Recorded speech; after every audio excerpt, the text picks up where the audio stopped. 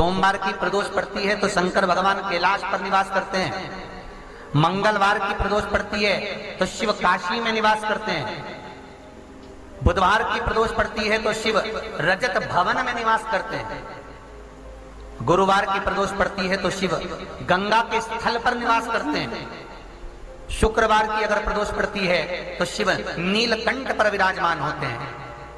शनिवार की अगर प्रदोष पड़ती है तो शिव शमी के वृक्ष के नीचे रहते हैं। और रविवार की जब प्रदोष पड़ती है तो शिव बेलपत्र के पेड़ के नीचे निवास करते हैं। महाराज, ये एकादशी शंकर से कह रही है कि आपका स्थान ये नहीं कि आप कैलाश पर मिले, उस वार को, उस तिथि के दिन, उस अनुकूल।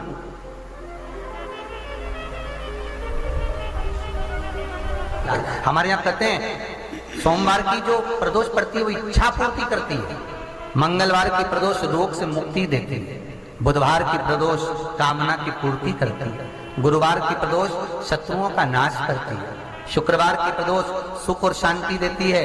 शनिवार की प्रदोष संतान का सुख देती है। और रविवार की प्रदोष जो काम दुनिया में कोई नहीं कर सकता वो अचूक फल की प्राप्ति रविवार की प्रदोष करा देती है। महाराज, ऐसी प्रदोषों का नियम वर्णन किया चाहिए। भगवान कहते ठीक है, तू थोड़ी देर खड़ी हो। एकादशी सम्मुख खड़ी हुई। पार्वती जी ने जिस अंगुष्ठ का जल पीने के लिए लिया था हाथ में, बस पीने ही वाली थी, शंकर भगवान ने वही हाथ में जल लेकर एकादशी के हाथ में उसको देकर कहा, ले, ये मेरे द्वारा निर्मित एक व्रत है जिसे त्रयोदशी के दिन तूने मांगा है, मैं तुझे देता हूँ। आज इस व्रत का फल मैं तुझे प्रदान करता हूँ। अब तू जिस जीवात्मा को लेकर जाएगी उसका पाप प्रबल नहीं होगा। किसी स्त्री, पुरुष, बालक, बुजुर्ग जो भी होगा जिसने प्रदोष का व्रत करा होगा वो जीवात्मा को तू किसी फल की कामना से नहीं, स्वतः ही लेकर चली जाए। उसमें कोई कामना नहीं है। बन सके जीवन में 11 प्रदोष या 26 प्रदोष करने के बाद आप उसका उद्यापन कर विराम भी दे सकते। पर जीवन में एक बार प्रदोष का व्रत मौका मिले, जिस कामना से, जिस दिन का भाव आपके मन में आए कि मुझे रोग से मुक्ति पाना है तो ये प्रदोष मुझे करना है। भाई, और रोग मुक्ति के लिए हम जो भी आपके मन में आ रहा है, संतान प्राप्ति के लिए शनिचरी प्रदोष, आप उसका स्मरण करें।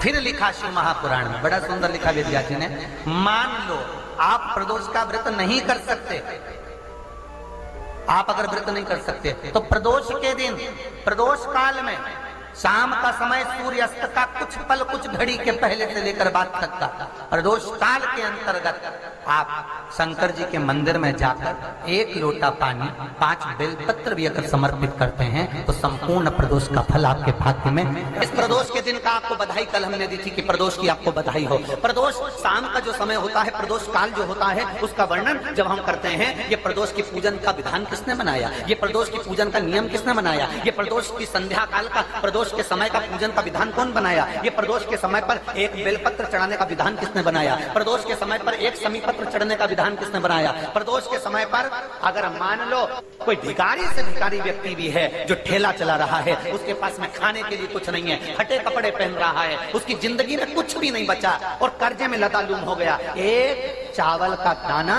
अगर वो प्रदोष के दिन, प्रदोष काल में शाम के समय पर शंकर के शिवलिंग पर चढ़ा देता है तो 3 या 4 प्रदोष में उसका कर्जा चुकना प्रारंभ हो जाता है। प्रदोष का विधान इतना, ये प्रदोष का वर्णन करा किसने, इतना प्रदोष की महत्वता बताई किसने,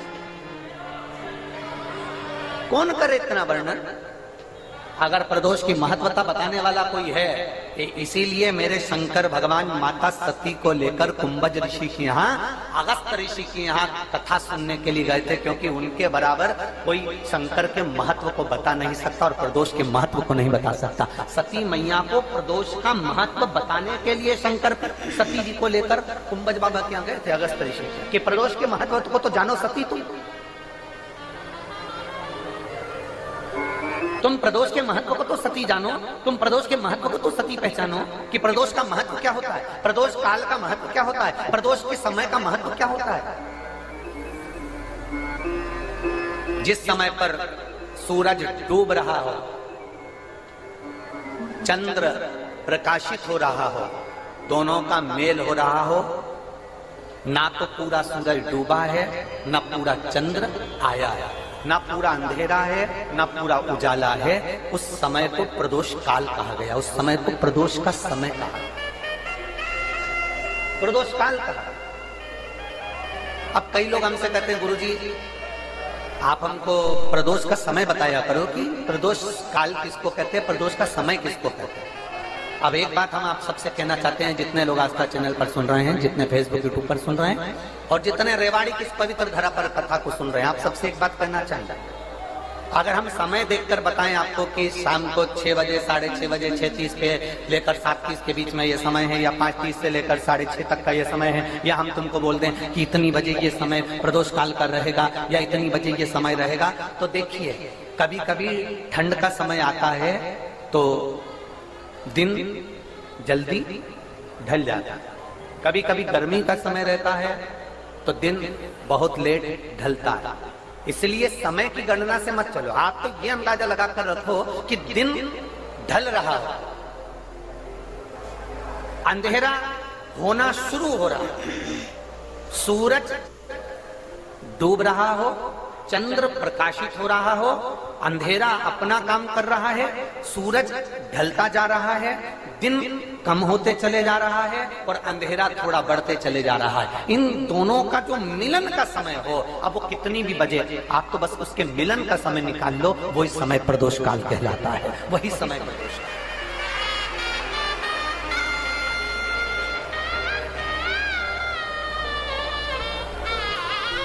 अब प्रदोष काल की पूजन का विधान किसने बनाया?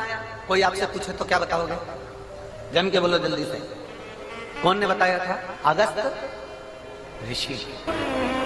शिव कथा कह रही है, भगवान शंकर का चरित्र कह रहा है। भगवान शिव ने पूर्व का भान देखा, शमी पत्र, मंदार, धतूरा, बेलपत्र, इन सबके पुण्य की महत्वता कितनी कितनी महत्व। शिव महापुराण का एक चरित्र बड़ा सुंदर आता है और ये कथा हम पहले बात चुके हैं, उस कथा में इसका वर्णन किया था। यदि भगवान गणेश जी की पूजन और भगवान शंकर की पूजन दोनों जब शमी पत्र से करी जाती है तो शरीर में कैसा भी रोग भरा पड़ा हो, डॉक्टर ने कह दिया कि यह बहुत बेकार रोग है और यह रोग इसका पीछा नहीं छोड़ेगा।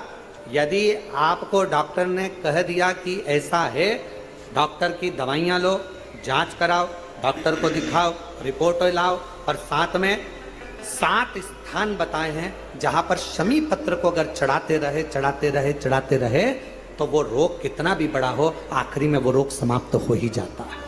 7 स्थान बताए शमी पत्र। अब शमी पत्र के 7 स्थान तो बताएं, पर शमी पत्र की इतनी महत्वता क्यों है? मंदार की इतनी महत्वता क्यों है? गणेश जी की पूजन में, शिव जी की पूजन में इतनी महत्वता क्यों है? 7 स्थान पर शमी पत्र का वर्णन किया गया। 7 स्थान शिव महापुराण के वो 7 स्थान शिवलिंग के आप लोग देखेंगे, दर्शन करेंगे। ये मानकर चलिए ये जलाधारी है, ये जहां से जल बहता है वो स्थान, ये शिवलिंग है। समझ में आ रहा है सबको? ये शिवलिंग, ये जलाधारी, ये जल बहता है वो स्थान, बीच में अशोक सुंदरी का स्थान, गणेश जी, कार्तिकेय जी का स्थान, माँ जगत जननी का हस्तकमल, शिवलिंग, ऊपर जलाधारी में जया, विषहरा, शामली बारी, दौतली। 7 स्थान बताए। पहला स्थान अशोक सुंदरी का स्थान, द्वितीय स्थान भगवान श्री गणेश जी महाराज का स्थान, जहां गणेश जी का स्थान है सीधे भाग में उस स्थान। तृतीय स्थान मां पार्वती जी का हस्तकमल। चतुर्थ स्थान भगवान शंकर का शिवलिंग, चौथा स्थान। 5वां स्थान नंदी का उठा हुआ चरण, जो नंदी का पांव उठा हुआ रहता है एक आगे वाला, 5वां स्थान। और 2 शमी पत्र भगवान शंकर के सम्मुख में से अपनी कामना कर 3 बार पंचाक्षर मंत्र का या श्री शिवाय नमस्तुभ्यम का स्मरण कर वो शमी पत्र भगवान शंकर के शिवलिंग पर फिर समर्पित कर दिया जाए। अगर ये 7 शमी पत्र समर्पित कर 1 बेलपत्र शिव जी को समर्पित करा जाता है तो धीरे धीरे कैसा भी बड़े से बड़ा रोग हो वो धीरे धीरे कटना प्रारंभ हो जाता है। शमी पत्र की महत्वता पूजन में वर्णन, शमी की इतनी महत्वता क्यों है तो शिव महापुराण में यह भी वर्णन किया गया। औरव मुनि के, औरव ऋषि के कोई संतान नहीं थी और औरव ऋषि की कोई संतान नहीं थी, बड़े दुखी थे। उनकी धर्म पत्नी ने एक दिन औरव ऋषि से पूछा कि संतान की प्राप्ति के लिए क्या करा जाए। औरव ऋषि ने कहा कि शिव के अलावा कौन, तो शंकर की आराधना करी उनकी धर्म पत्नी ने भी और औरव ऋषि ने। और शिव आराधना का फल ये मिला, धर्म पत्नी प्रदोष काल आता था, शाम के समय भगवान शंकर की आराधना में डूब जाती थी और औरव ऋषि भी शाम के समय शिव की आराधना करते थे शाम के समय। और नमः शिवाय, ओम नमः शिवाय, नमः शिवाय, ओम नमः शिवाय, श्री शिवाय नमस्तुभ्यं, श्री शिवाय नमस्तुभ्यं।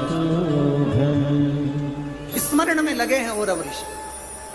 उनकी धर्मपत्नी भी शाम के समय भगवान शंकर का भजन कर रही, बाबा से प्रार्थना करी, रोज शाम के समय पर भगवान शंकर की आराधना करते, पूजन करते, स्मरण करते। शिव जी ने कृपा कर कर उसका गर्भ ठहर गया।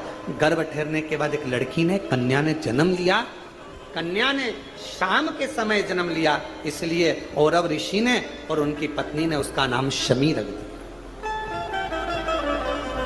क्या नाम रखा? शमी। कन्या का जन्म हुआ। औरव ऋषि की बड़ी बधाइयां बजी, खूब उत्सव मना। समय आया जब औरव ऋषि के यहां पर कन्या का जन्म हो गया, कुछ समय ही आनंद के साथ में एक ऋषि और हुए जिनका नाम था धौम्य ऋषि। और धौम्य ऋषि के यहां भी एक बेटे का जन्म हुआ जिसका नाम मंदार रखा। क्या नाम रखा? मंदार। एक कन्या जो औरव ऋषि के यहां जन्मी उसका नाम शमी था। धौम्य ऋषि के यहां जो बालक जन्मा उसका नाम, जम के बोलो सब लोग, मंदार। मंदार जानते हो ना, फूल होता ना मंदार का, आंकड़े का फूल जो होता है मंदार। कई लोग हमसे कहते हैं, आप कहते हो संतान प्राप्ति के लिए आंकड़े की जड़ का, सफेद आंकड़े की जड़ का प्रयोग करो, मंदार की जड़ का प्रयोग करो। उसका कितना महत्व है जरा देखो तो शास्त्रों।